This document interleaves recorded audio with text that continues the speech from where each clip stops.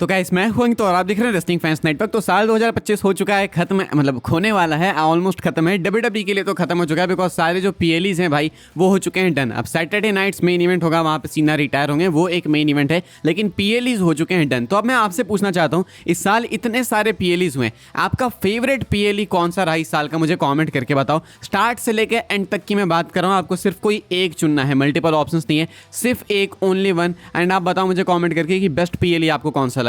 Royal Rumble, Elimination Chamber, WrestleMania 41, Backlash, Money in the Bank, Night of Champions, SummerSlam, Clash in Paris, Evolution, Wrestlepalooza, Crown Jewel और फिर survivor Series War games. इनमें से एक pick करके बताओ। मैंने सोचा था भाई कि हम लोग कुछ अवार्ड टाइप का करेंगे स्लैमी अवार्ड्स या फिर कुछ ऐसा अपना सा कि आपको सबसे बेस्ट मैच कौन सा लगा, बेस्ट बुकर कौन लगा या फिर बेस्ट मोमेंट कौन सा लगा, ये सब हम लोग करते हैं। लेकिन ऑलरेडी ये महीना हमारा बिजी है भाई जॉन सीना के लिए, तो इसलिए इस साल नहीं करेंगे, अगले साल देखी जाएगी। तो इस साल तो नहीं करूँगा, लेकिन आप मुझे बताओ कॉमेंट करके कि इन 12 पीएलईज में से टोटल 12 पीएलईज में इस साल में आपका फेवरेट कौन सा रहा। मैं अगर आपको बताऊं भाई तो मुझे ऑनेस्टली सबसे अच्छा अगर लगा तो एलिमिनेशन चेंबर लगा। एंड एलिमिनेशन चेंबर में वही एक मोमेंट याद है मुझे, आपको भी मालूम है किसकी मैं बात कर रहा हूँ, सीना के हील टर्न की। इसके अलावा बाकी पीएलईज ठीक ठाक होंगे, लेकिन सबसे घटिया पीएलई मुझे लगता है रेसलपलूजा था। बाकी मैं जाऊँगा भाई एलिमिनेशन चेंबर के साथ में। कमाल की बात है कि इस साल रेसलमेनिया उतना ज़्यादा अच्छा नहीं रहा, मज़ा नहीं आया उतना। तो आप बताना मुझे कॉमेंट करके कि आपका फेवरेट पीएलई भाई इस साल कौन सा रहा। हम लोग आगे बढ़ते हैं, बात करते हैं अगली स्टोरी के बारे में जो कि डब्ल्यूडब्ल्यूई मंडे नाइट रॉ को लेकर। तो भाई मंडे नाइट रॉ की मैं आपको प्रीव्यू बता देता हूँ। कल जो एपिसोड होने वाला है, एक इंपॉर्टेंट एपिसोड होने वाला है भाई,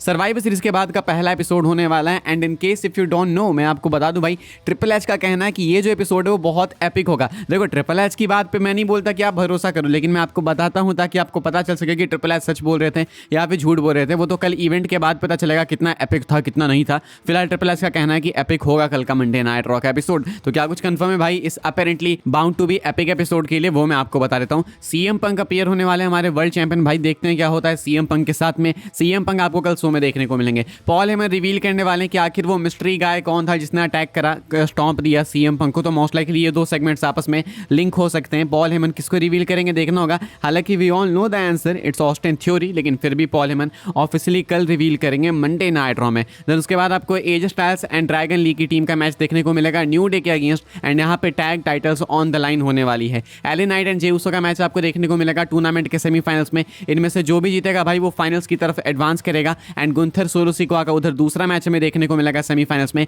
इनमें से जो जीतेगा भाई वो आगे एडवांस करेगा फाइनल में। फाइनल में जो जीतेगा वो जॉन सीना को फेस करेगा सैटरडे नाइट्स मेन इवेंट में, जिसको ज़्यादा टाइम बचा नहीं है, सिर्फ 13 दिन बाकी है। तो यानी कि अगर हम लोग बात करें, मुझे क्या लगता है मैं आपको बता दूं, एले नाइट जे उसो में आई थिंक शायद जे उसो जीतने वाले हैं, क्योंकि एले नाइट कहाँ कभी जीतते हैं। लेकिन इतना मैं आपको बता दूं, अगर एले नाइट हारे यहाँ पे जे उसो जीतेंगे तो यूट्यूब पे भाई मारकाट हो जाने वाली है। यूट्यूब और जे उसो की राइवलरी आपको मालूम ही है। एंड एले नाइट एक फैन फेवरेट है, वो हारेंगे यहाँ पे एक बार फिर से अगर जे उसो से तो बवाल होगा। बाकी इधर गुंथर सोलोसिकोआ में we all know the answer, Gunther जीतने वाले। तो फिनाले में गुंथर का तो स्पॉट पक्का है। कॉम्पिटिशन एले नाइट एंड जे उसो में, क्या आखिर इन दोनों में से कौन जीतेगा। आई थिंक एले नाइट के भी चांसेस हैं, क्योंकि मल्टीपल टाइम्स एले नाइट जे उसो से हार चुके हैं। आई डोंट थिंक कि डब्ल्यूडब्ल्यूई वाले हर बार उनको हराएंगे, या फिर हरा भी सकते हैं भाई, सामने जे उसो हू नोस। तो मैं आपको बताऊंगा जो भी कुछ होगा। फिलहाल मैं आपको इतना बता सकता हूँ कि LA Knight J Uso and Gunther Solo Sikoa का मैच कल आपको देखने को मिलेगा मंडे नाइट रॉ में। देखते हैं भाई ये एपिक एपिसोड होता है या फिर नहीं, बोला तो है ट्रिपल एच ने, वी विल सी। आगे बढ़ते हैं भाई, हम लोग बात करते हैं अगली स्टोरी के बारे में। मैं आपको एक वीडियो दिखाना चाहूंगा भाई। सर्वाइवर सीरीज से आप लोग भी काफी ज्यादा अपसेट थे, बहुत सारे लोगों को सर्वाइवर सीरीज पसंद नहीं आया, एंडिंग अच्छी नहीं लगी, लोगों को लगा कि काफी सिंपल एंडिंग हो गई,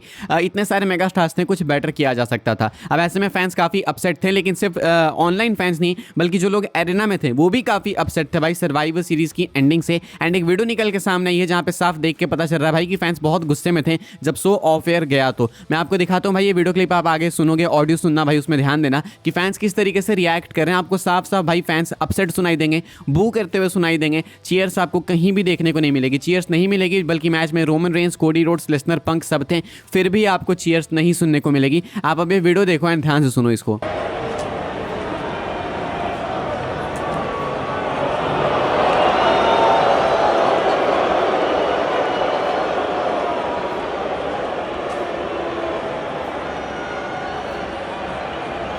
तो ये सब देख के पता लगता है भाई कि ये बस बोलना है WWE का कि ऑनलाइन फैंस हमें क्रिटिसाइज करते हैं, सब फालतू बात है।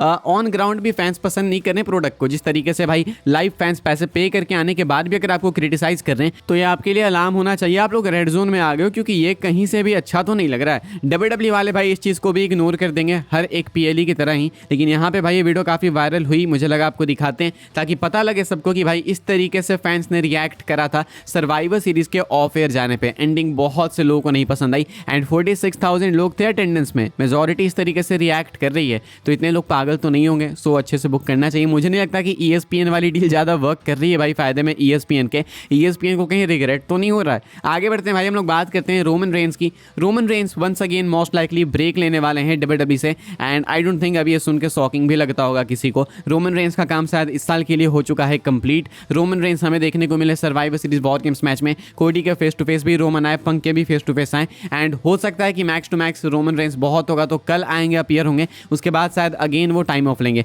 यही दिक्कत है रोमन के साथ में भाई कि वो आते हैं फिर टाइम ऑफ लेते हैं एंड ये चीज़ रिपीट हो रही है, साइकिल बिल्कुल रिपीट होता है। सीधा एक फ्यूड के एंड में रोमन आते हैं, 2 महीने एब्सेंट होने के बाद उस फ्यूड को क्लोज करते हैं, फिर 2 महीने एब्सेंट। अगर इसके अलावा WWE को कुछ क्रिएटिव करना होता है तो रोमन पे अटैक हो जाता है, उसके बाद रोमन रेंस कुछ हफ्ते गायब होते हैं, फिर रोमन आते हैं। इसके अलावा WWE वाले भूल ही गए कि रोमन को कैसे बुक करना है बिना टाइटल के। आई थिंक विंस मैकमैन ही थे जो रोमन को बिना टाइटल के ढंग से बुक कर सकते थे या फिर एटलीस्ट कम से कम संभाल सकते थे। यहाँ पे रोमन संभल भी नहीं रहे भाई, एक और time of most likely Roman Reigns का वेट कर रहा है एंड आप एक्सपेक्ट कर सकते हो कि रोमन रेंस आपको बहुत जल्दी आने की शायद अगले एपिसोड के बाद या फिर क्या पता अगले एपिसोड में भी ना देखने को मिले एंड ऑफ तो डेफिनेटली रोमन लेने वाले हैं। आगे बढ़ते हैं भाई, हम लोग बात करते हैं अमेरिकन नाइटमेयर कोडी रोड्स के बारे में। मैं आपको बताता हूँ भाई कोडी को लेकर एक update, Cody Rhodes possibly heel turn ले सकते हैं before facing Roman Reigns eight WrestleMania 42। लेकिन आगे बढ़ने से पहले गाइस हम लोग बहुत ही ज़्यादा क्लोज हैं अपने नेक्स्ट माइलस्टोन के लिए, यानी कि 86.8 के लिए। तो अभी के अभी सब्सक्राइब कीजिए भाई, आपने नहीं करा है तो बिल्कुल फ्री है यार, 1 रुपया भी नहीं लगेगा, 1 पैसा भी नहीं लगेगा।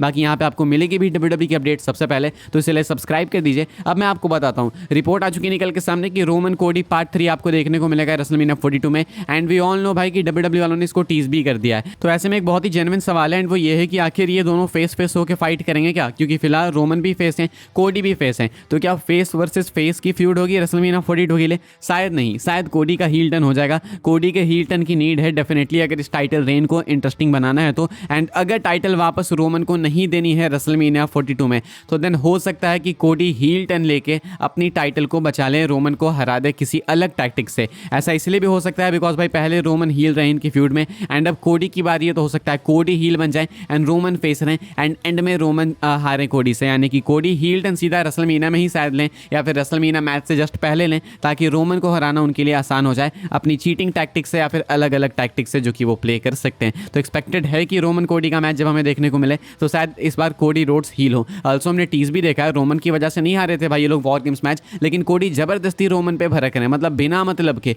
तो शायद वो एक टीज भी हो सकता है, कुछ भी हो सकता है। फिलहाल एक्सपेक्टेड है कि शायद इस बार टेबल्स टर्न हो जाएं एंड रोमन की जगह कोडी हील बन जाए। इस वाली वीडियो के लिए भाई ये सारी अपडेट्स थी। आई होप्स आपको इन्फॉर्मेशन मिली हो तो वीडियो को लाइक कीजिएगा, शेयर कीजिएगा, सब्सक्राइब कीजिएगा चैनल को, ताकि आने वाले टाइम के अंदर आपको और भी सी WWE के अपडेट्स वगैरह सबसे पहले देखने को जानने को मिलते रहे। फॉलो कर सकते हैं भाई आप लोग मुझे इंस्टाग्राम एंड ट्विटर पर, लिंक आपको मिलेगा डिस्क्रिप्शन में। ज्वाइन कर सकते हैं व्हाट्सएप चैनल को, उसके भी लिंक है डिस्क्रिप्शन में। मिलूंगा मैं आपसे अगली वीडियो में जल्दी ही, तब तक के लिए goodbye, thanks for watching.